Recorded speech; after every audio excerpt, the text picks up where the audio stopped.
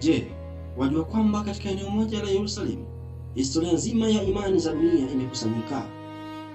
Imani kuu tatu: Ukristo, Uislamu na Uyahudi.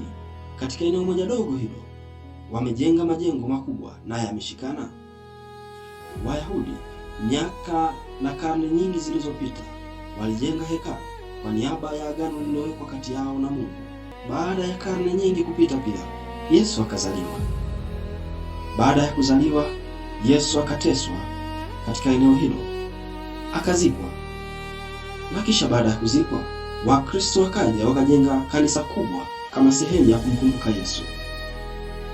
Wakalizunguka kaburi la Yesu, mahali pa mateso na kifo na tumaini la ufufuo, likawa limejengwa kanisa kubwa hapo. Baadaye tena Waislamu wakaja wakajenga msikiti mkubwa huo. Msikiti huo mtakatifu unaitwa Al-Masjid Al-Aqsa. Ni msikiti wa 3 kwa ukubwa duniani.